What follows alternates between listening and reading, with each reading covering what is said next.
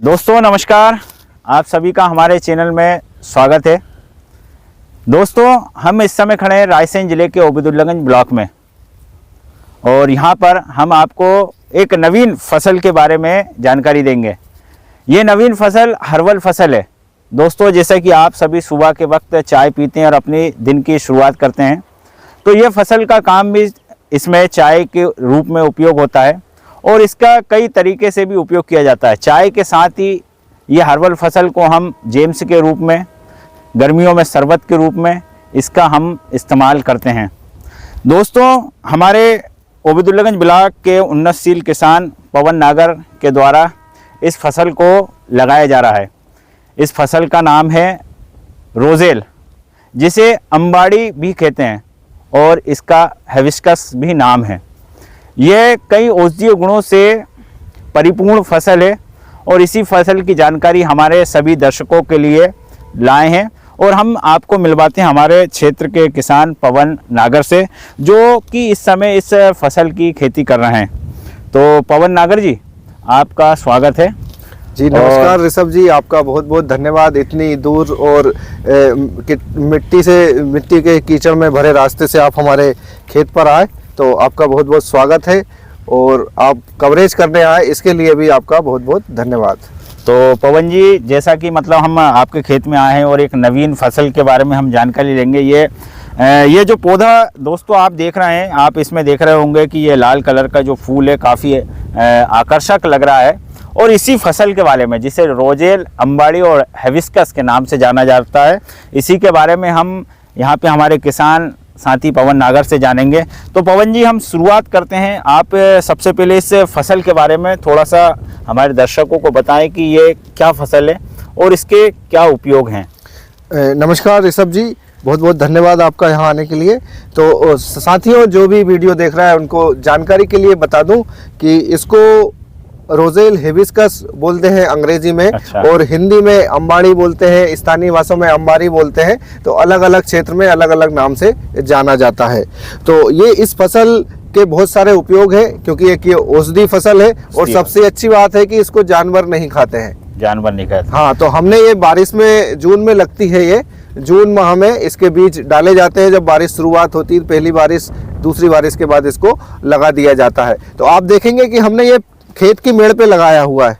ये हाँ देख रहे हैं धान, यहाँ पे हमारे खेत में धान लगी थी। खेत की मेड़ पे आपने इसको लगाया है और ये काफ़ी मतलब खेत की मेड़ पे अच्छे तरीके से उग आई है। तो पवन जी, जैसे कि आपने बताया कि इसको लगाया है खेत की मेड़ों पे, लेकिन मेरा पहला यानी एक और सवाल मेरा मन में उठा है जी। कि आपने इसे अपने खेत में लगाने का विचार कैसे लेकर आए? क्या आपने इसके बारे में पूर्व से इसका नॉलेज था, जानकारी थी? हाँ, मैंने इसका जैम वगैरह इसका खाया था, इंदौर में खाया था। अच्छा। और लेके भी आया था मैं घर बच्चों के लिए, तो बच्चों को काफी पसंद आया था। तो उसके बाद फिर ये अभी तीसरा साल है मेरा, अभी प्रैक्टिकली कर रहा था ताकि क्षेत्र में होती है या नहीं होती है। तो मैंने थोड़े अनुकूल है या नहीं है। हाँ, मौसम अनुकूल है या हमारे क्षेत्र में होता है कि नहीं। तो पिछले, ये मेरा तीसरा साल है। 2 साल पहले मैंने कम जगह में कम पौधे लगाए थे, थोड़े लगाए थे। अच्छा। अब आप देखेंगे तो वहां से लेके यहाँ तक पूरी धान की एक मेड़ पे मैंने लगाया हुआ है। यहाँ भी आप दिखा सकते हैं।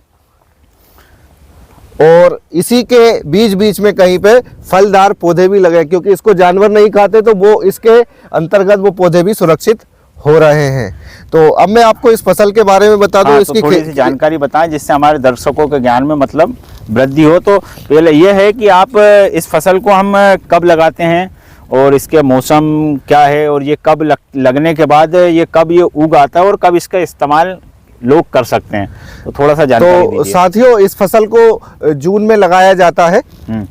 जून में इसकी बुवाई होती है और सबसे अच्छी बात है कि ना तो इसमें यूरिया की ज़रूरत पड़ती है, ना डीएपी की ज़रूरत पड़ती है, ना किसी भी प्रकार के कीटनाशक की ज़रूरत पड़ती है। और कम पानी में भी हो जाती है, ज़्यादा पानी की आवश्यकता नहीं है, कम बारिश में भी हो जाएगी। आप देखेंगे तो मैंने ऊंचाई पे लगाया हुआ है और आप यहाँ पे, क्योंकि मेड़ पे लगाया हुआ है, तो यहाँ पानी ठहरता ही नहीं है। और अभी भी पौधा आप देखेंगे तो बड़ा स्वस्थ है। तो जैसे कि आपने बता दिया कि इसे जून माह में लगाते हैं और लगभग नवंबर के समीप इसमें हाँ, फल जैसे देना जैसे चालू कर बाकी देता है। फसल होती है बारिश वाली, मक्का ज्वार वगैरह, हाँ। तो ये अक्टूबर नवंबर में इसकी हार्वेस्टिंग हो जाती है। अब इसके बहुत सारे फायदे हैं। आप जो देखेंगे यहाँ पे ये पत्तियां हैं, इन पत्तियों की भाजी भी बनती है और चटनी भी बहुत अच्छी लगती है। अगर आप इन पत्तियों को सुखा के पाउडर बना लेंगे तो गर्मियों में टमाटर का काम करेंगी ये, टमाटर का और काम चटनी करेंगे। भी बना सकते हो आप। और क्या क्या इसके मतलब गुण है, और मतलब ये फसल का इस्तेमाल ये पूरे पौधे का किस रूप से करते हैं, इसके क्या क्या विशेषताएं हैं, आप ये देखेंगे तो ये पंखड़ियों का, आप इन पंखड़ियों को निकाल के इनकी चटनी बना सकते हैं, इनका जैम बन सकता है। इनको सुखाएंगे, सुखा के फिर शरबत में इस्तेमाल आप कर सकते हो। उसके बाद ये पंखड़ियां निकालनी आपने, तो उसके बाद ये बचता है, इसमें बीज निकलेगा आपका। तो जो देखिए मेरे हाथ में रखा हुआ है, इसमें से मैं बीज भी निकाल के आपको बता, ये इसके बीज हैं। तो यानी इसका इस्तेमाल हम वापस पौधे को बनाने के लिए यानी खेती में उपयोग बिल्कुल, कर और सकते इसका तेल भी निकलता है, तो वो भी काफी उपयोगी हैं। होता ये है। बीजों से? हाँ, बीजों से तेल भी निकल सकता है, तो उसका भी काफी इस्तेमाल होता है। ये देखिए एक कली से इतने सारे बीज निकले। अब आप देखेंगे तो एक पौधे में कितने सारे बीज हो जाएंगे एक ही दाने से। तो यानी जिस हिसाब से आप बता रहे हैं ये काफी उपयोगी पौधा है, और इसके क्या क्या महत्व है थोड़ा सा आप बताइए। ये एक तो हर्बल औषधि है, मेडिसिन है, और स्वास्थ्य के लिए काफ़ी लाभकारी है। इसकी जानकारी आप इंटरनेट से या किसी भी डॉक्टर से आप ले सकते हैं, और इसका काफ़ी इस्तेमाल होता है, और ये एक्सपोर्ट होती है। व्यापारिक महत्व बताइए उसके बारे में। ये आप अगर इसको जानेंगे, बहुत सारे किसान इसकी खेती कर रहे हैं। उत्तर प्रदेश में इसकी खेती हो रही है, तो 1 एकड़ में 4 से 5 किलो बीज इसका लगता है। और इसका जो फूल है, ये कम से कम सूखा फूल 250 से 300 रुपए किलो तक बिकता है। यदि आप ये फूल को सुखाने के बाद? हाँ, सुखाने के बाद। अच्छा। और ये जो गीला फूल है, ये 9-10 किलो का, 10 किलो में 1 किलो सूखा फूल निकलेगा। यानी इसको इसी अवस्था में तोड़ लिया जाएगा और फिर सुखाया जाएगा? हाँ, इसको छैया में सुखाया जाएगा, छांव में सुखाया जाएगा, और फिर उसका इस्तेमाल होता है। फिर सूखने के बाद वो क्या किस किस चीज में पाउडर बना सकते हो आप, उसकी चाय बना सकते हो। चाय पत्ती जैसे आप टुकड़े कर लो बारीक, हाँ। तो हर्बल टी के रूप में इस्तेमाल हो जाएगा, या फिर उसका आप शरबत भी बना सकते हो।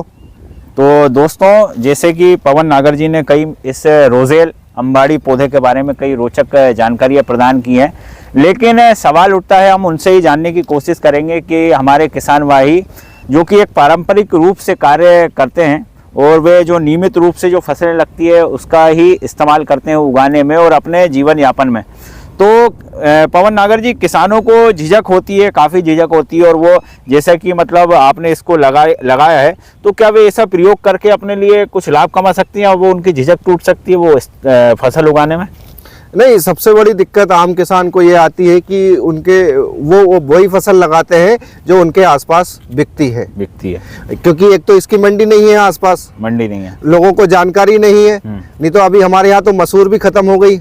बिल्कुल बिल्कुल। और चना खत्म हो गया, चना खत्म होने की कगार हम पे। देखते हैं कि बस धान लगती है और गेहूं लगते हैं। हाँ, हमारे क्षेत्र, 2 चीज है। हमारे क्षेत्र से बहुत सारी फसलें गायब हो गई हैं, तो उनके नाम भी मैं बता दूं। जैसे मसूर गायब हो गई है, चना गायब होने की कगार पे है, अलसी गायब हो गई है, जौ गायब हो गई है, जो भी गायब है ना। इधर तुअर भी कोई नहीं लगाता है, ज्वार बाजरा मक्का। तो सरकार जो है कि समर्थन मूल्य की घोषणा तो करती है, पर उनकी खरीदारी सुनिश्चित नहीं करती। इसलिए उन्हीं फसलों को आम किसान लगाता है जिसको सरकार बहुत आसानी से खरीद लेती है। लेकिन जैसा कि अब जैसे ये हमारे जो दर्शक देख रहे हैं, उनके लिए ये बिल्कुल एक नया प्रयोग होगा, तो वो निश्चिंत हो सकते हैं कि आपसे संपर्क कर सकते हैं, इसकी खेती के बारे में जानकारी ले सकते हैं, और उनको लाभ के बारे में आप बताएंगे तो वो शायद प्रयास करें। ऐसा नहीं, मेरा सोचना थोड़ा अलग रहता है।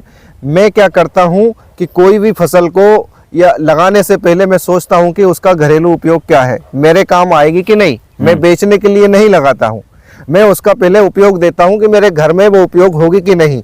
मैं वही फसलें लगाता हूं जो मेरे घर में उपयोग होती है, फिर उनका एक्स्ट्रा जो उत्पादन होता है उसको मैं अपने ग्राहकों को बेचता हूं। पर आमतौर पे जो किसान सोचता है, वो सबसे पहले ये सोचता है कि इस फसल को मैं बेच के मुनाफा कैसे कमाऊं। वो खाने के बारे में सोचता ही नहीं है कि मुझे कोई अच्छी चीज खाने को मिल जाए, काम की चीज खाने को मिल जाए। वो सबसे पहले आपसे यही पूछेगा कि भैया इससे मुनाफा कितना कमाया जा सकता है। इसी कारण वो मतलब खेती करने में, कोई भी प्रयोग करने में हिचकिचाता है। हाँ बिल्कुल हिचकता है, क्योंकि वो खाने के बारे में तो सोच ही नहीं रहा है। अब जैसे मान लो अगर वो लगा भी लेगा इसको तो फिर वो बेचेगा कहाँ?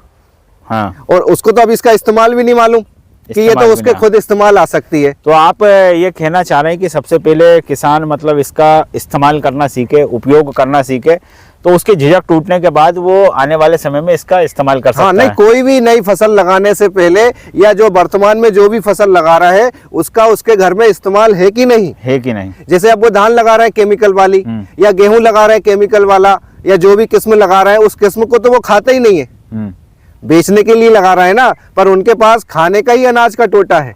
अच्छा, सबसे बड़ी समस्या ये है। दोस्तों, जैसे कि कई जानकारियां इन्होंने मतलब रोजेल फसल के बारे में भी दी है, और ये भी बताया किसान मतलब अगर संभावना देखे तो इसको उत्पादित किया जा सकता है। तो हम ये जानना चाहते हैं पवन नागर जी, इसके बारे में संक्षिप्त तौर बताइए, जिससे हमारे दर्शकों के मन में जो भी दुविधा और सवाल यानी प्रश्न होंगे उसका उत्तर उन्हें मिल जाए। तो इस फसल के बारे में आप बताएं, क्या लगाएं या न लगाएं? बिल्कुल लगा सकते हैं और लगाना भी चाहिए। देश भर में इसके बायर भी हैं, क्योंकि ये एक्सपोर्ट होती है तो प्रीमियम फसल है, है ना, क्योंकि विदेश में इसके खरीदार है, नाइजीरिया वगैरह में, अफ्रीका में इसके खरीदार होते हैं, और बम्बई में इसके खरीदार बैठे हुए हैं। तो आजकल इंटरनेट का ज़माना है, आप संपर्क कर सकते हैं, बायर को ढूंढ सकते हैं, फिर बड़े स्तर पर लगा सकते हैं। पर कोई भी फसल बड़े स्तर पर लगाने से पहले उसको छोटे स्तर पर लगा के अपने क्षेत्र के अनुकूल है या नहीं है, उसकी हार्वेस्टिंग कैसे होती है, कुछ कठिनाई तो नहीं है, उस हिसाब से उस सब जानकारी लेने के बाद आप इसको लगा सकते हैं। अब देखिए, आप मैंने थोड़ी सी जगह में लगाया है, एक ही पट्टी ये लगाई हुई है। बिल्कुल। अभी इससे पहले मैं 10-15 पौधे लगाए थे 2 साल पहले, आपने बेच भी दिया। अब आप दूसरी चीज इसमें समझेंगे तो मैं इनकी पत्तियों को भी बेच रहा हूँ और इनकी पंखड़ियों को भी बेच रहा हूँ। तो ये आप यहाँ देखेंगे तो ये मैं निकाल चुका हूँ। अच्छा। और अभी मेरी बिकाई, हाँ बिकाई मतलब बेच चुका हूँ, और बेचता ही धीरे धीरे ताजा माल बेच रहा हूँ मैं। ताजा माल बेच, मेरे पास कस्टमर है, मैं ताजा माल बेच रहा हूँ। अभी देखिए खड़ा है, इस पे पानी भी गिर गया तो हम पानी गिरने का प्रभाव भी इस पे देख रहे हैं, क्योंकि हमने पूरा नहीं तोड़ा है कि अब पानी भी गिर चुका है, कहीं इस पानी से फसल खराब तो नहीं हो जाएगी। तो वो प्रभाव भी हम इसको इस बार देख लेंगे। तो अगर पानी से भी कोई नुकसान नहीं हुआ, ज्यादा फर्क नहीं पड़ा, तो ये फसल हमारे लिए बहुत अच्छी है। तो दोस्तों, ये आप सभी को निश्चित ही ऐसा हमारा मानना है कि आपको इस नवीन फसल के बारे में जो जानकारी मिली है वो आप सभी के लिए बहुत ही उपयोगी होगी। तो हमने आपको ये नई फसल जो कि हमारे क्षेत्र रायसेन ज़िले में पैदा की जा रही है, रोजेल इसका नाम है, इसे हिबिस्कस भी कहते हैं, और इसे अंबारी और अंबाड़ी नाम से भी इसे जाना जाता है। ये निश्चित ही ये फसल हर्बल फसल है और ये बहुत ही उपयोगी है। इसका कई रूपों में इस्तेमाल होता है, जैसा कि हमने इसमें आपको बताया है, किसान ने भी हमें जानकारी दी है, हर्बल टी के रूप में, जेम्स के रूप में, चटनी के रूप में, और अन्य भी कई उपयोग होता है। तो यह एक व्यापारिक फसल है, और आप भी पवन नागर से संपर्क करके इसके बारे में जानकारी इकट्ठा कर सकते हैं और इसका इस्तेमाल आप अपने खेतों में कर सकते हैं, और एक नई फसल से नया लाभ भी आप कमा सकते हैं। नमस्कार दोस्तों।